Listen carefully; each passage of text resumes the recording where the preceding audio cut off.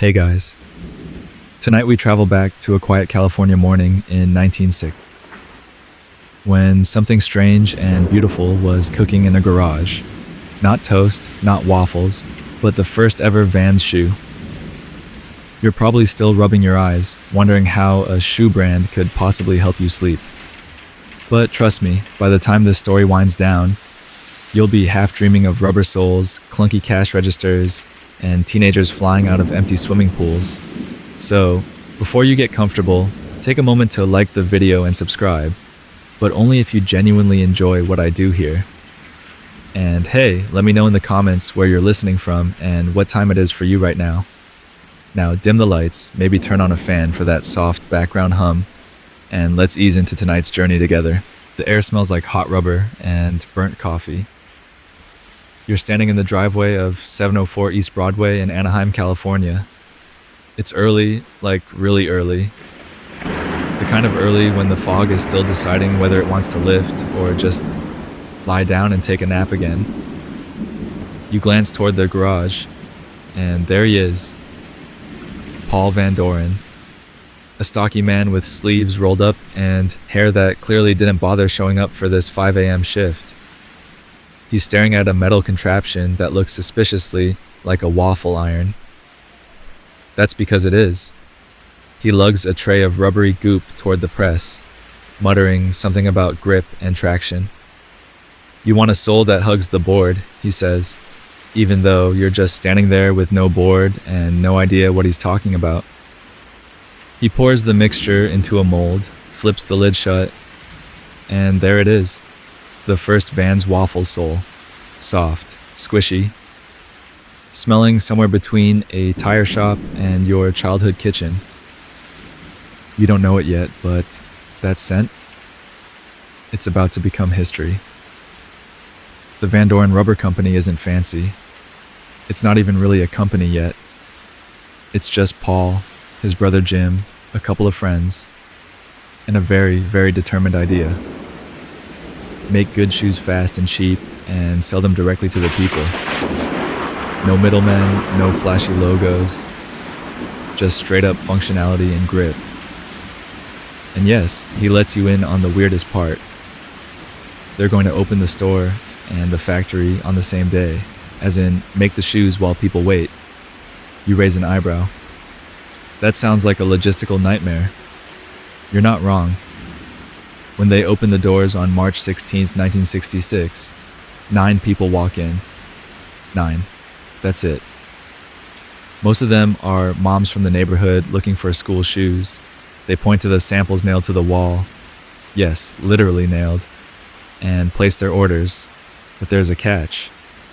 The shoes aren't made yet. You help take orders. One guy wants a size 8 in blue. A little girl wants red. Her mom wants white, but with a thicker sole. You scribble it all down, and then you hustle to the back, where Paul and the crew are moving like caffeinated elves. The machines groan. The glue smells borderline illegal, but by the end of the day, everyone has a pair of brand new, slightly warm Vans. And here's the fun part. They didn't have enough cash on day one to make change. So, Paul tells customers to take the shoes home and come back tomorrow to pay. They do. Every single one. That's something you won't see in a business textbook, because honestly, business professors still argue over whether that was genius or insanity. Probably both. The waffle sole becomes a thing. It grips like a beast and doesn't wear down easily. It's not flashy, it's not cute, but it works.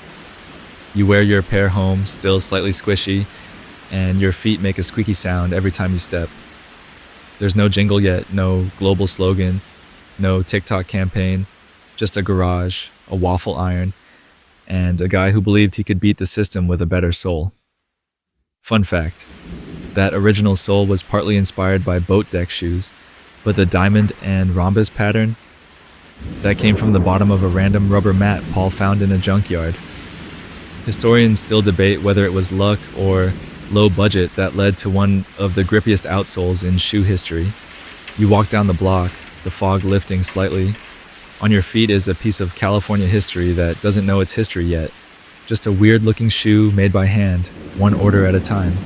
And as you drift a little deeper into this story, the hum of the early morning fades into something softer. Like maybe this really is a bedtime story, just one that smells like rubber and ambition. The bell above the door sounds like it came from an old bicycle.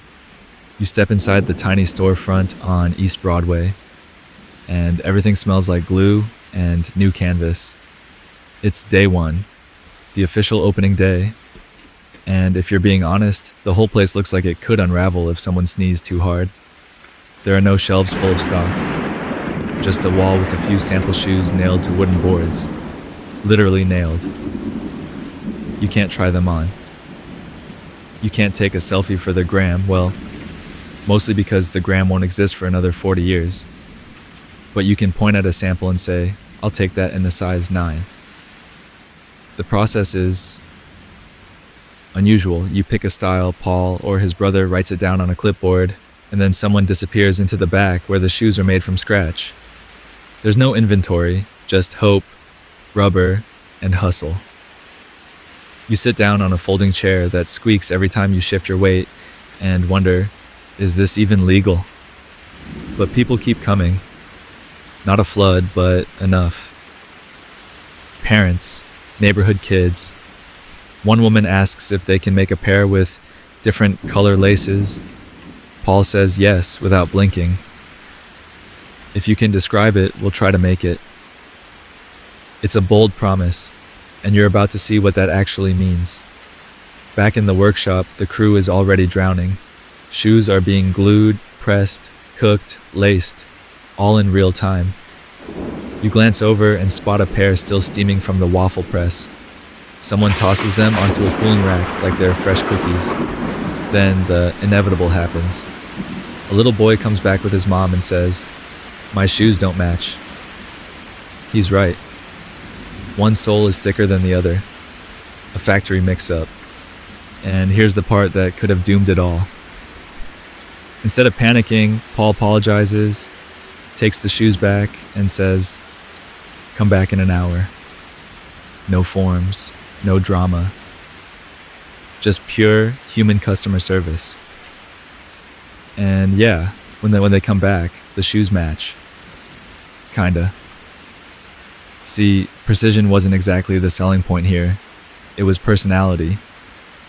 Vans, even from day one, felt more like a local taco stand than a shoe company.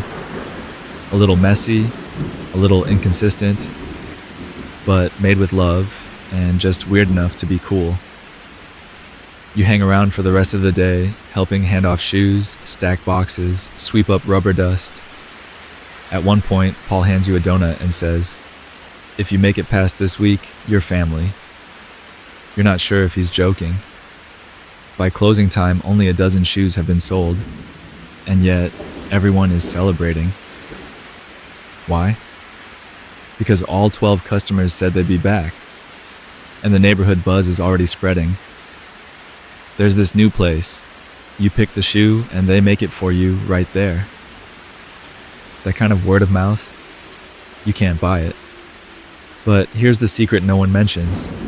They didn't turn a profit. Not even close. Between raw materials, payroll, and Paul's tendency to say yes to every crazy customer request, the store is bleeding money. Historically speaking, business analysts are split on whether this build-to-order model was genius or doomed from the start. Some say it forced innovation.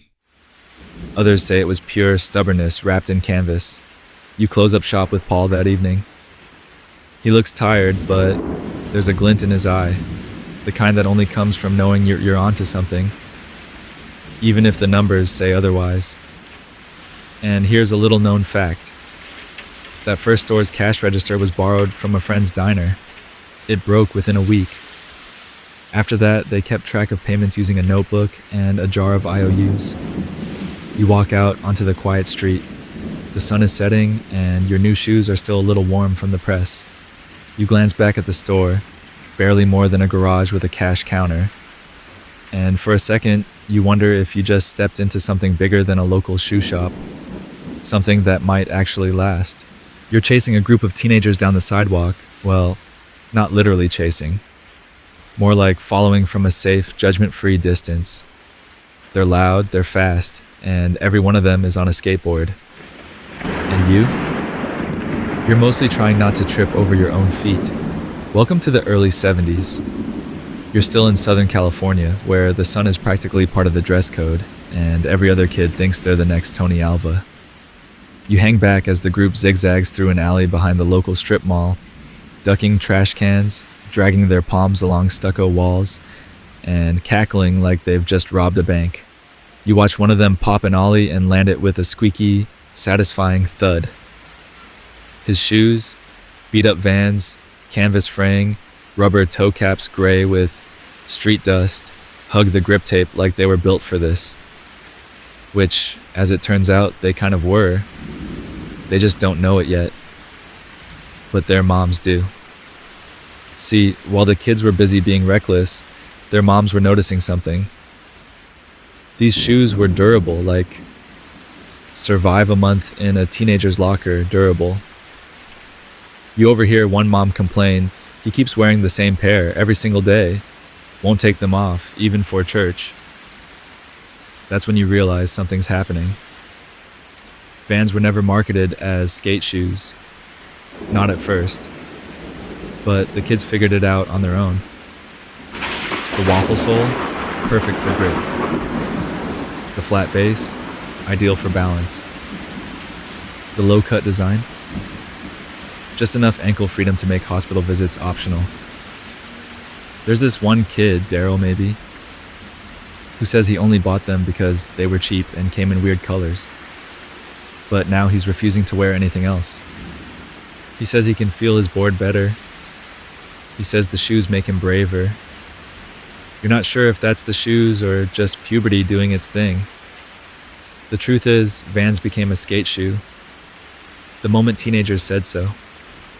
Not because of a focus group, not because of a marketing strategy, but because real people used them the way they wanted to. You sit on the curb and watch as the boys take turns launching themselves off a loading dock. One of them eats concrete hard. He rolls over, groaning, checks his elbow for blood, then checks his shoes, still intact. Priorities. You lean back and remember a strange detail Paul once mentioned. The original shoes weren't designed for skating at all. In fact, he didn't know much about skateboarding until local kids started showing up asking for repairs and new soles. He could have ignored them. Most companies would have. But instead, Paul asked what they needed. Thicker soles, reinforced toes, weird color combinations, done. That's how style number 44 evolved into something more. Historians sometimes debate whether Vans invented the skate shoe. Most agree they didn't, but they defined it by listening instead of leading. That alone changed everything. You glance down at your own pair, they're dirtier now, scuffed. Authentically lived in, as the kids would say. You think about asking to borrow a board, but then remember your coordination is aspirational. Instead, you walk past a mural someone painted on the alley wall. A skeleton doing a kickflip in flames, wearing, what else? Black and white Vans. The image is loud, ridiculous, kind of beautiful. Just like the kids you're following. By the time you reach the corner, the sun's starting to dip. Somewhere, a mom is yelling from a front porch, dinner's ready. Come home before you break something. But the boys keep skating. Their shoes keep holding. And Vans? Vans is no longer just a brand. It's a badge. The sign on the shop window says, "We only take cash today." You blink. Wait, only cash? Like actual paper money? That's right. No credit cards, no checks, no bartering your lunchbox or trading skateboard wheels. You step inside anyway. The floor squeaks beneath your feet, the air smells like canvas and chalk dust, and Paul Van Doren is behind the counter, again, eating what might be the driest sandwich you've ever seen. He nods at you like this is perfectly normal. "We ran out of change," he says. "But don't worry, just pay us tomorrow." You laugh until you realize he's not kidding. See, today's one of those days where business is booming in all the wrong ways. A dozen customers have come in, but the register is empty. The bank deposit didn't clear. So Paul made a decision. Trust people. And somehow it works. You stand by the door and watch as people hand over exact change if they have it.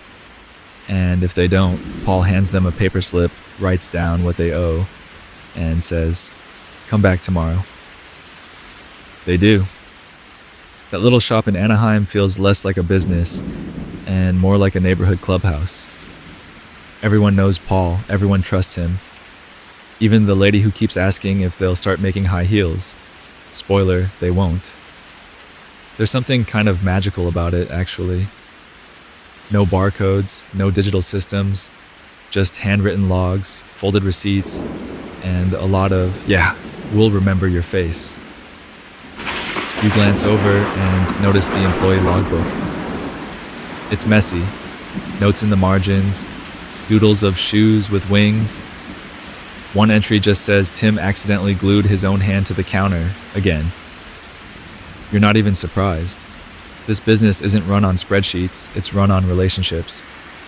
Historians today still squint at this period of Van's early history and ask, was this a viable business model or just an extended bake sale? There's no clear answer. The books didn't balance. The profits were microscopic. But the loyalty?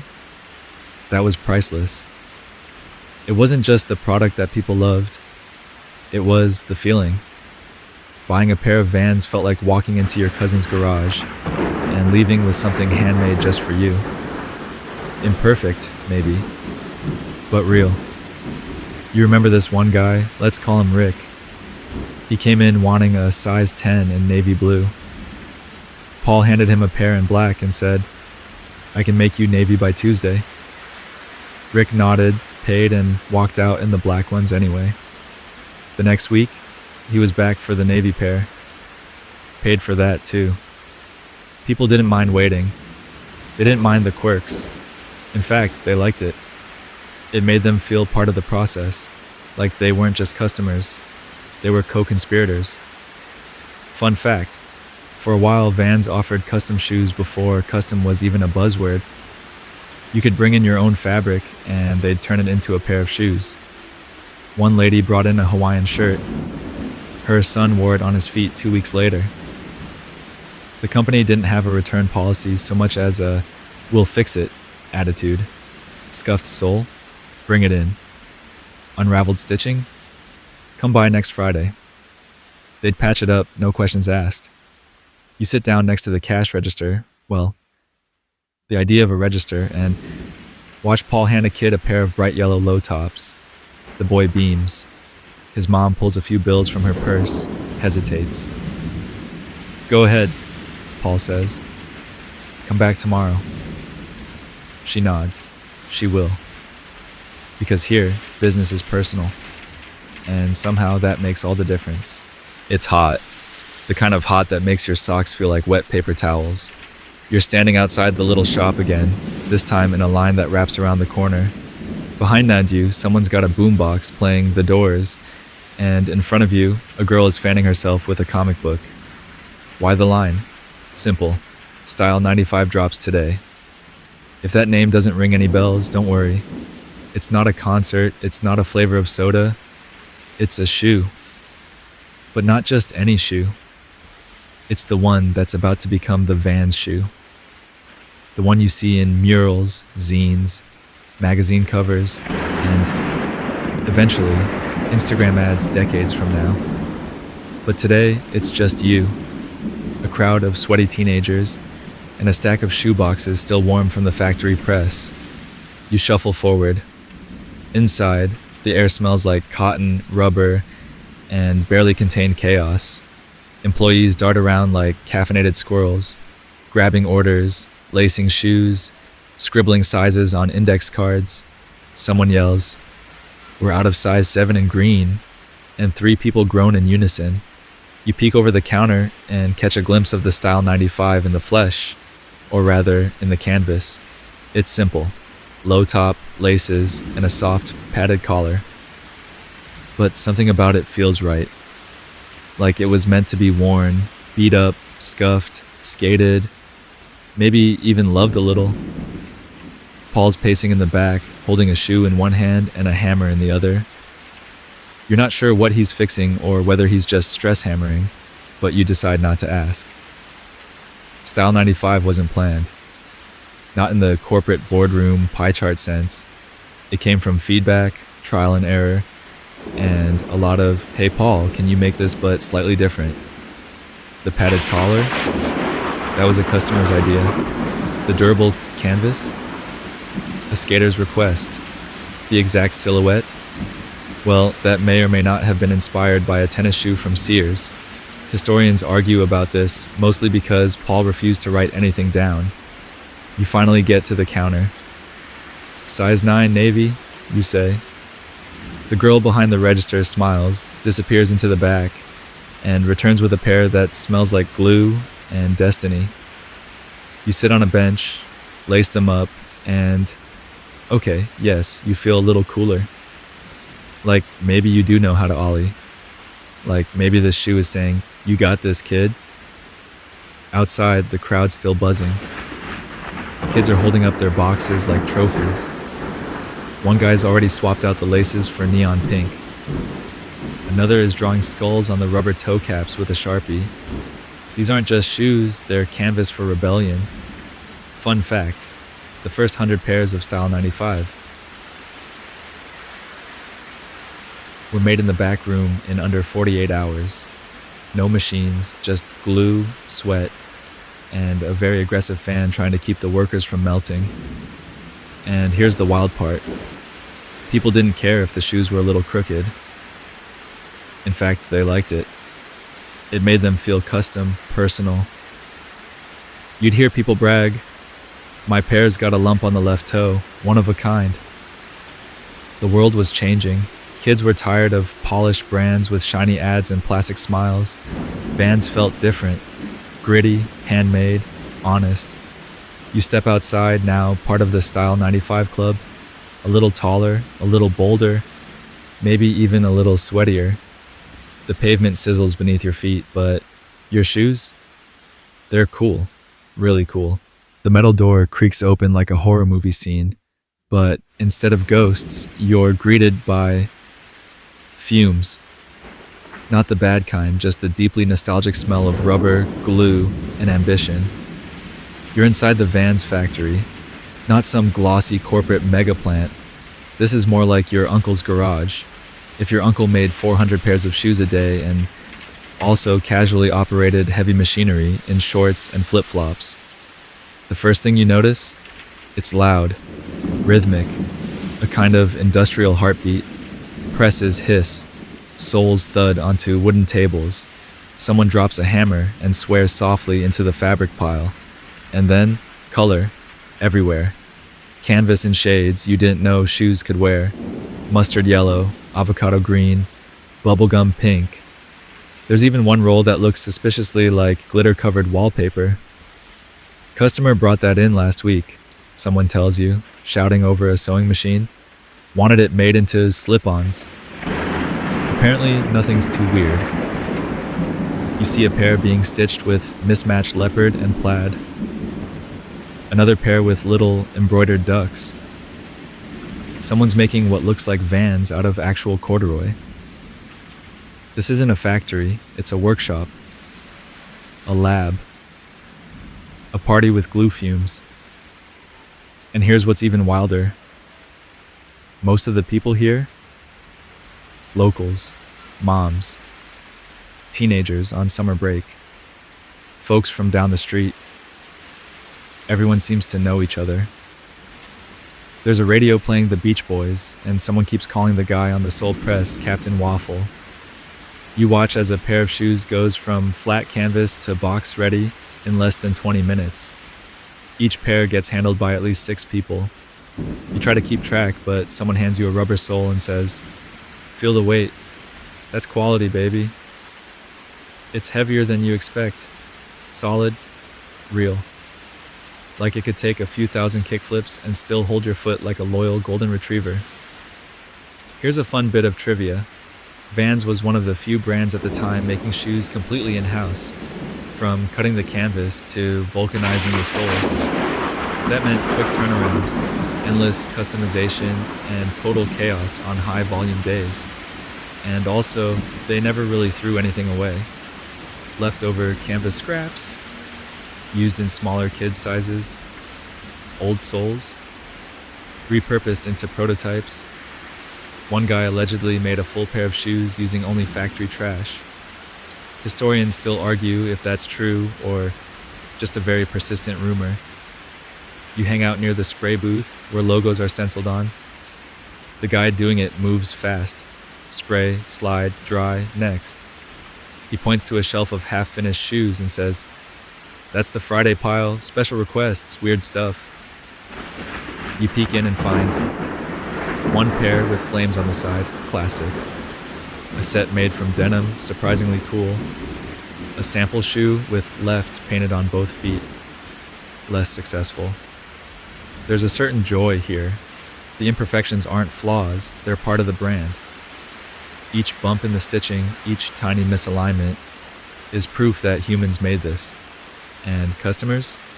They love it. You take a step back, watching a new batch go into the vulcanizing oven.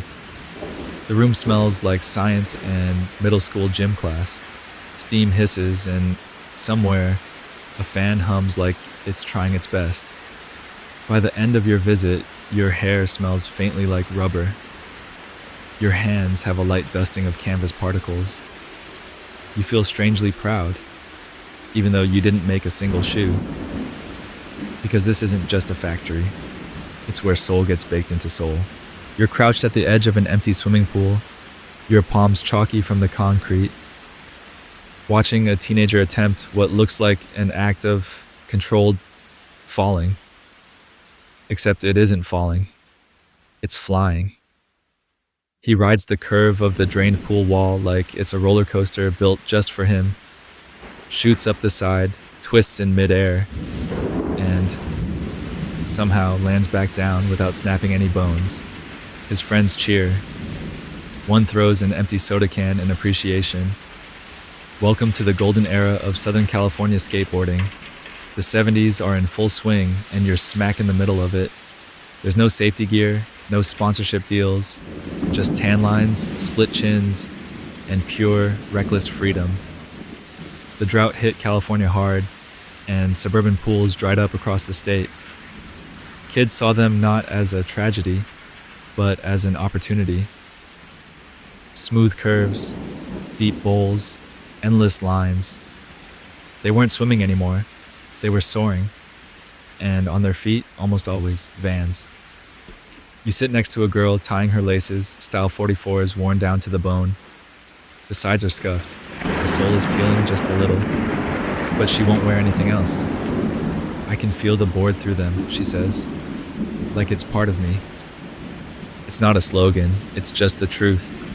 Skaters started modifying their Vans, adding duct tape to the toe caps, stuffing the heel with paper towels for extra cushion, even cutting the ankle down lower for more mobility. You watch a guy nicknamed Possum for reasons that are unclear and probably unwise to ask about, draw a giant lightning bolt on his shoes with a Sharpie. When you ask him why, he shrugs. "Makes me faster." There's a kind of poetry to it. Kids turning a $12 shoe into something almost sacred. Back then, Vans didn't have a skate team. They didn't need one. The streets were the team. Historians debate exactly when Vans became the official shoe of skateboarding. Some point to the Zephyr competition in '75. Others say it was the Santa Monica crew who made it iconic. But most agree it wasn't Vans that claimed skating. It was skating that claimed Vans. The company noticed, of course, not through fancy marketing analytics, but through repairs. Skaters kept coming in, asking for new soles, stronger glue, tougher materials. So Paul listened. They began reinforcing the toe box, adding padding to the collars, testing out new canvas blends. All because a bunch of teenagers wouldn't stop breaking their shoes. One fun fact: some early skaters swore by baking their shoes in the oven to soften the rubber. Did it work? Not really. Did it ruin a lot of family dinners? Absolutely. You lie back on the pool deck, the concrete still warm from the sun, and stare up at the sky as boards clack and scrape nearby. No rules, no uniforms, just gravity and defiance. This is more than a trend, more than a moment. It's a movement. One built from asphalt, adrenaline, and yes, those flat, sticky, beat-up canvas shoes with the impossible grip. You glance at your own pair, now streaked with dust and character. You realize something. They don't look new anymore. They look right. The sun is low and golden, spilling sideways across the cracked sidewalks of Venice Beach. You're perched on a curb near the skate park, except it's not a skate park yet. Just a drained fountain, a patch of smooth concrete, and a bunch of loud teenagers turning vandalism into velocity. And leading the pack, the Z-Boys. You've heard of them. If you haven't yet, trust me, you will. These kids are more than skaters. They're rebels, innovators, part-time surfers, full-time troublemakers. And they're not just riding their boards, they're redefining them. You duck as a board whips by your ear. The kid riding it, shirtless, sunburned, and covered in permanent marker tattoos, lands, flips his board up with one foot and throws up a peace sign like it's a mic drop. On his feet, Vans, of course, but not just any pair. His left shoe has black marker flames drawn up the side. The right one says, "Eat the rich," in shaky block letters. One has no laces, the other is being held together with tape, and, possibly, a wish. Welcome to the DIY era. Skating was never meant to be clean, and neither was Vans. That's probably why they fit together so perfectly. You wander past a wall covered in graffiti, some of it's art, some of it's just angry. You spot a spray-painted skull wearing checkered slip-ons. Someone added a crown on top. Below it, off the wall. At this point in the story, that phrase isn't even a slogan yet. It's just something skaters say when they do a trick that's totally insane, probably illegal, and definitely bad for your knees. "Dude, that was off the wall," they yell. And yeah, it sticks. The Z-Boys don't just wear Vans, they destroy them. In the best way, they push them to the edge, drag them through concrete bowls, slam them into chain-link fences, and still, they come back for more. You remember watching Tony Alva, the king of anti-establishment cool, rip through a parking lot in red Vans with the heel crushed down like slippers. He said it made him faster. Maybe it did. Maybe it didn't. Doesn't matter. He looked faster. Back at the store, Paul's getting reports from all over Venice and Dogtown. "They're drawing on the shoes again," someone says. One guy spray-painted a skull on the sole. Paul just shrugs. "Cool, let's make some with skulls." Here's where Vans starts to get smart. Instead of pushing back against the chaos, they lean into it. Offer more colors, more customizations. They even start experimenting with slip-ons. Easier to paint, easier to wear, easier to lose in a pool after bailing a trick. Academic types still argue whether the Z-Boys made Vans cool, or if Vans let them be cool on their own terms. Either way, something clicked. The company wasn't chasing trends. It was running alongside them, barefoot, holding a pair of scissors and saying, "What if we chopped off the top and made it look even weirder?" You sit beside a kid sketching shoe ideas in a notebook. He's got wild designs, checkerboards, flames, even little sharks. You peek over his shoulder and ask, "You gonna sell those one day?" He grins. "Nah, I'm just making them for me." That's the Vans way. You get up, dust off your jeans, and walk past a guy doing donuts in a shopping cart. The air smells like spray paint, sunscreen, and a little bit of rebellion. Your shoes are scuffed, the soles are worn, but man, do they feel right. You're back in the office, but something feels off. The usual scent of rubber and glue is still hanging in the air. Sure, but now it's tinged with something sharper. Anxiety. Paul's at his desk, not scribbling shoe ideas or chatting with skaters this time. No, he's staring at a spreadsheet like it just personally insulted him. You glance over his shoulder and see a sea of red numbers. Negative signs everywhere. The walls are lined with shoe boxes. Running shoes, tennis shoes, trail shoes, shoes that look like they're training for a job interview. And here's the twist. None of them are selling. You rub your eyes. When did Vans start trying to make everything? Jogging sneakers? Sure. Hiking boots? Maybe. Military-style high tops with 17 laces? Now you're just confused. Somewhere along the way, they strayed. See, the brand was booming. Skaters loved them. BMX kids wore them into the ground. Even surfers were sliding them on after wiping out. So naturally, someone said, let's expand. And expand they did, like a buffet with too many kinds of pasta. The goal was to compete with the big guys, Nike, Adidas, Reebok. Problem was, Vans wasn't built for that game. You remember testing one of the new models. It looked sleek, sure, but felt like it was trying too hard. Too much foam, too little soul. Customers noticed. The regulars started disappearing. The stores looked shinier but emptier. People missed the grit, the weirdness, the drawn-at-yourself vibe. Even worse, the new products were expensive to make. Custom molds, fancy materials, ad campaigns that looked like they were shot on Mars. The losses piled up. You walk past a wall of discontinued models, rows and rows of sneakers that were supposed to be the future. One even has built-in arch support and a hidden pouch for keys. It's like watching a rock band try to go symphonic and lose their entire fan base. Here's a fun and kind of tragic fact. By 1983, Vans had launched over 70 new styles of shoes, and nearly all of them flopped. Historians often debate whether it was overconfidence, market pressure, or plain old boredom that pushed the company to overexpand. The truth probably lives somewhere between all three. You sit down next to a box labeled Vans Racing Division. It sounds cool, but inside, a shoe so bulky you'd need a suitcase to carry it. It wasn't just a stumble, it was a full-on faceplant. By mid-decade, the company was buried in debt.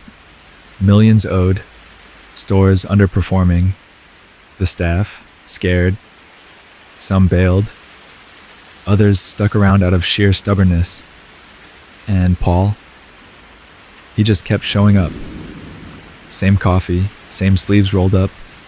He never stopped believing in the product, even when the product had gone completely off the rails.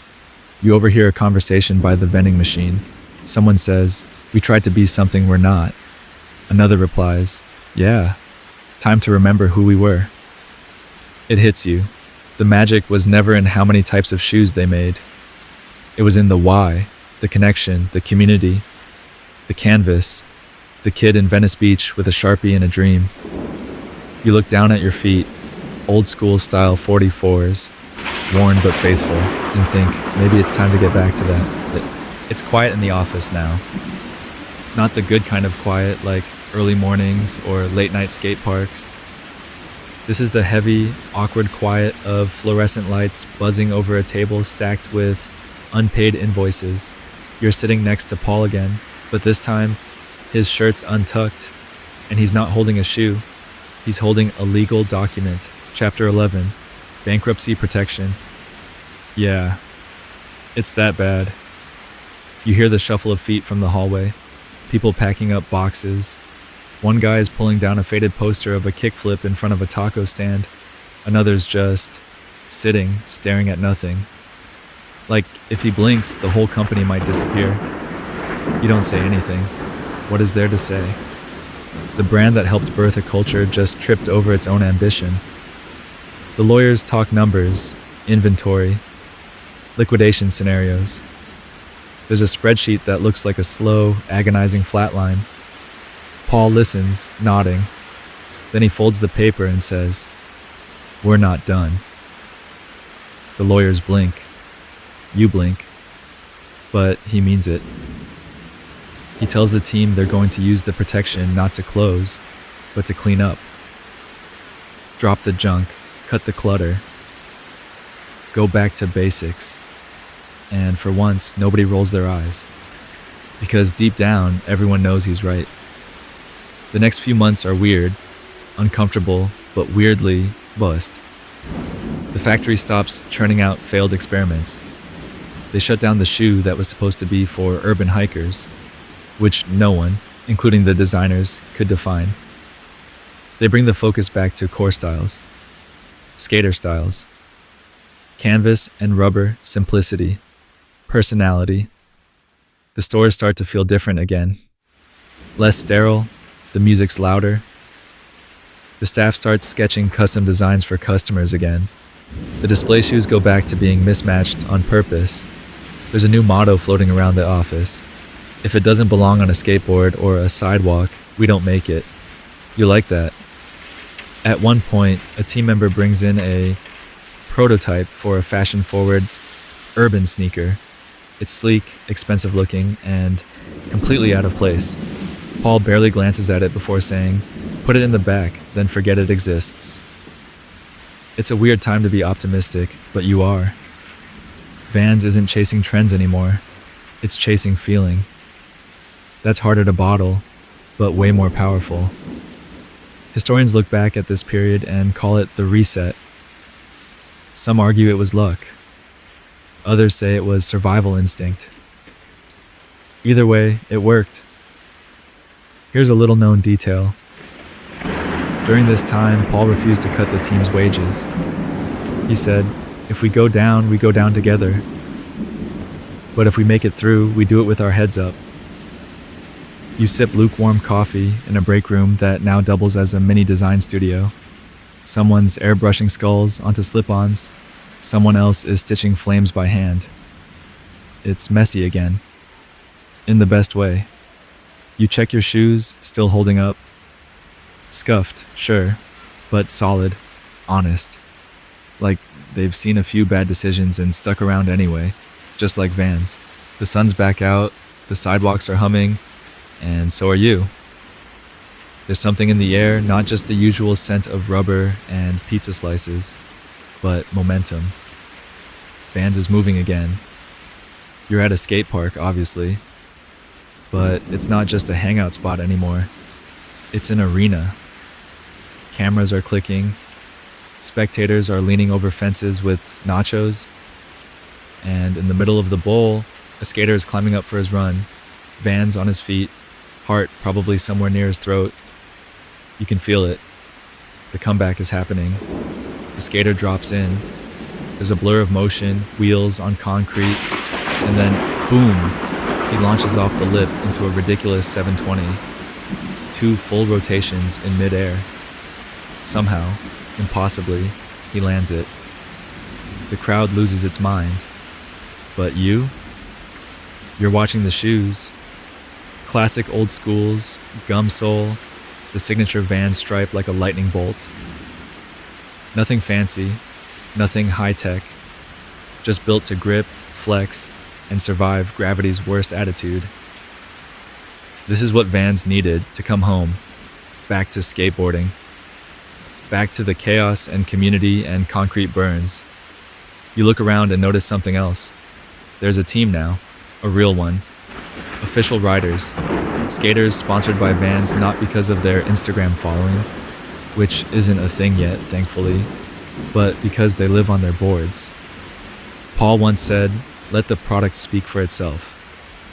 And today, it's yelling from the rooftops. The new lines of shoes aren't trying to win marathons or get nods from sneakerheads.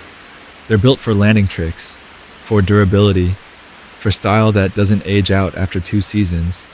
And skaters are noticing. So are musicians. So are BMX riders. Even a few snowboarders are sliding in saying, "Hey, these might work on ice too." One quick historical nugget. Vans became one of the first companies to fully embrace action sports before action sports were cool. Long before ESPN's X Games, long before the Olympics, Vans was building shoes for rebels who didn't have their own stadium yet. And when those stadiums did arrive, Vans was already waiting at the gate. There's a saying in the office now. If it doesn't land a trick, it doesn't hit the shelf. You wander past the merch booth and overhear a teenager asking for the same one Steve Caballero wears. That's the moment it hits you. They're not just selling shoes anymore. They're selling legacies. You sit down near the half pipe, your own shoes comfortably broken in, just watching the next generation soar. And here's something funny. The skaters don't even care about the brand's corporate history. They care about how it feels, how it moves, how it holds up after 5 crashes and 1 triumphant flip. That's the new test. It's not about staying clean.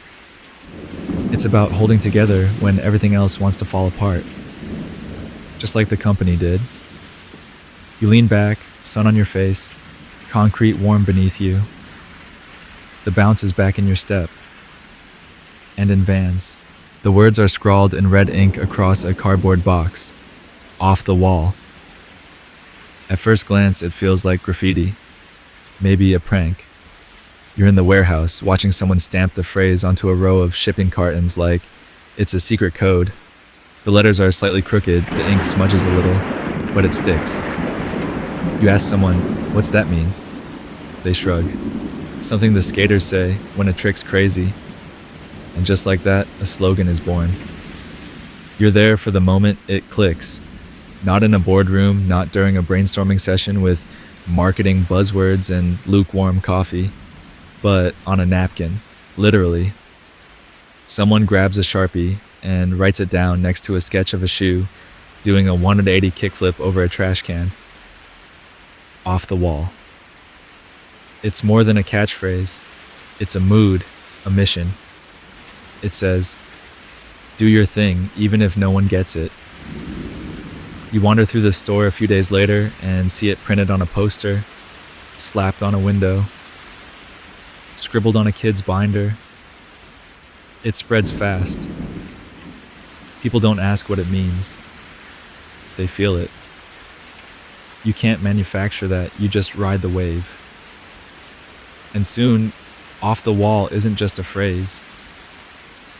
It's the identity. Even the shoes start speaking it.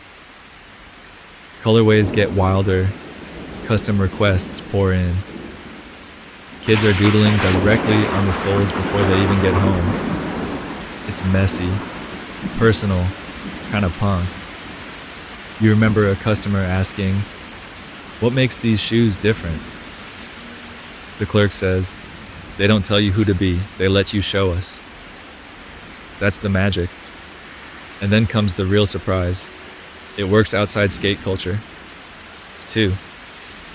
Musicians start wearing Vans on stage. Street artists wear them in alleys.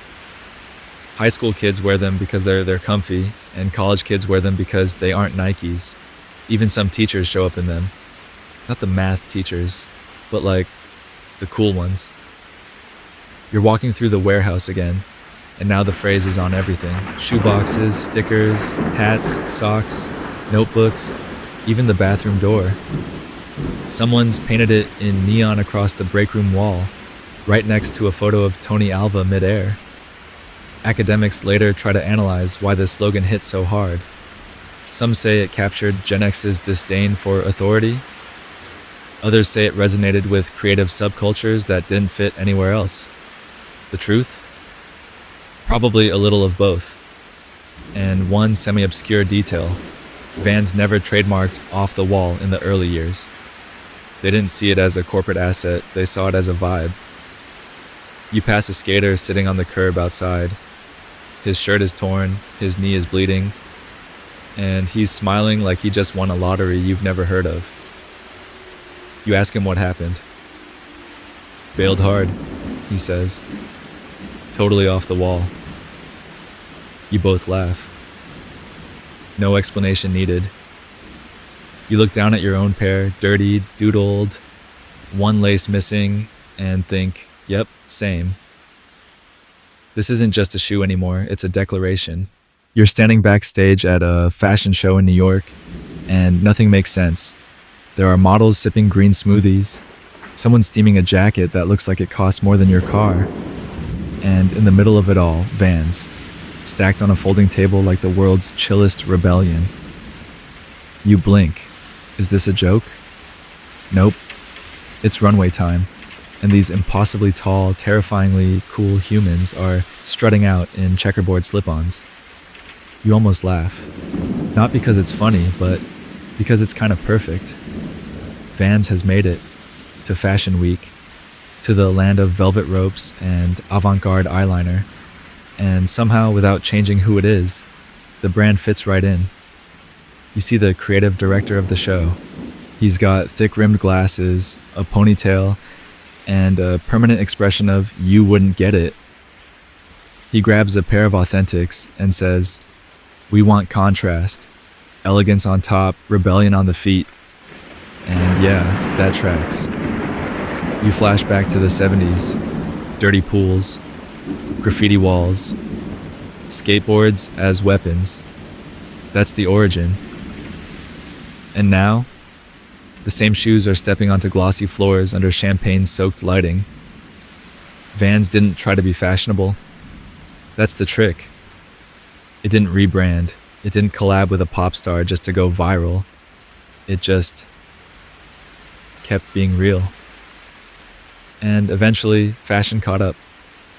One of the models slips off her heels and pulls on a pair of classic slip-ons like she's coming home. "I wore these in high school," she says. "Didn't think I'd be wearing them in Paris next week." Fun fact, the checkerboard design wasn't even a brand idea at first. Kids were drawing it on the rubber soles with Sharpies. Vans saw it and said, "Let's print it." That's how a doodle became iconic. You walk through the audience after the show. Industry folks in $1,000 coats are murmuring things like post-ironic footwear and street-credible textiles. Meanwhile, a teenager outside the venue is skating past them in the exact same shoes. No invite, no ticket, just moving like he owns the sidewalk. That's the genius. Vans works because it doesn't need permission to be in the room. It just walks in. Historians still debate the moment it officially became fashion. Was it the Marc Jacobs collection? Was it when Supreme did that limited run? Or was it just the moment enough people realized looking cool didn't have to mean looking complicated? Either way, it happened. You pass by a stylist backstage taping shoelaces to a runway card. Someone else is photographing a model's Vans like it's the crown jewel. And through it all, the shoes stay the same. Flat, functional, familiar. They're still the shoes you wore to bomb hills and sneak into concerts, but now they're also walking Paris catwalks and red carpets. You look down at your own pair, maybe a little too dusty for this room, but no one blinks, because in here, that's the look.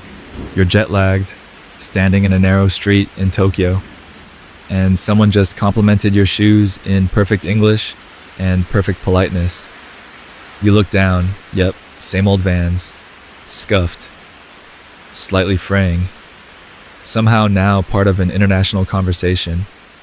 It's surreal, because these aren't limited edition, not some hyper-curated collab-only release, just your standard off-the-wall pair of black Authentics. And yet, here they are, on the feet of a ramen chef, a high school break dancer, and a kid sketching manga characters on his slip-ons. Vans has officially gone global. You stroll through Harajuku and spot them in boutique windows, paired with outfits so coordinated they feel like art installations. Then you turn a corner and see a punk band hauling gear out of a van, all of them wearing mismatched eras like it's 1977 in LA. Same shoe, different continent, same attitude. You hop on a flight to Paris because this is a dreamlike story and jet fuel is free here. And now you're on the cobbled streets of Le Marais. A barista with tattoos up his neck is wearing checkerboards. A gallery curator in all black has white S-Skate highs. They're not trying to be American, they're just being themselves. Vans somehow fits all of it. The secret? The design is neutral enough to be a canvas, but specific enough to carry identity. It's like giving people a blank page, with just enough personality to start the first sentence. In Brazil, you spot a pop-up half-pipe set up in the middle of a street festival. Kids are barefoot at first, then pull on their shoes like armor. You know the brand without seeing the logo. In Johannesburg, an artist has turned a pair of old schools into literal paintbrushes. They're hung on the wall, covered in swirls of blue, orange, and gold. One heel says home, the other says away. Globalization is usually about scaling things up, making them bigger, faster, shinier, but Vans went the other way. Instead of saying, "Here's who we are," they said, "Who are you?" The result? Different countries made Vans their own. No two stories the same. A skater in Seoul is not the same as one in Mexico City, but both wear the same sole. Even in the business world, people still argue about how Vans pulled this off without losing its edge. Most brands go corporate when they expand. Vans just went sideways, across borders, through alleys, over oceans. You're back in a hotel room now. A pair of new Vans sits by the door next to the pair you've worn into the ground. The new ones are crisp, clean, freshly unlaced. You hesitate to put them on. Because those old ones, they've been in 5 countries with you. Sat on your backpack, got soaked in sudden storms, got kicked off in too many airports. They're not just shoes anymore, they're a passport. You're back home now, wherever that is for you, and everything's a little quieter. There's no crowd, no skate comp, no Paris runway, or Tokyo side street. Just you, your floor, maybe a half-finished sandwich, and a pair of Vans you didn't bother untying before kicking off. They're there, by the door, flopped over like a dog that trusts you. And here's the thing. They're not new anymore, not even close. The heel's worn down, the canvas is starting to whisper its goodbyes, and that little fray on the side, it's now a permanent design feature. But you don't throw them out. You can't. Because they've seen things. They were on your feet when you wandered into that record store on a Tuesday and left with a new favorite band. They carried you through rainstorms, awkward dates, late night walks, and a few questionable dance moves at weddings you didn't want to attend. They're not just shoes. They're memory foam for your life, even though they technically have no foam. And that's kind of the point. Vans never needed to be high-tech. They didn't promise to correct your posture or track your steps or pair with an app.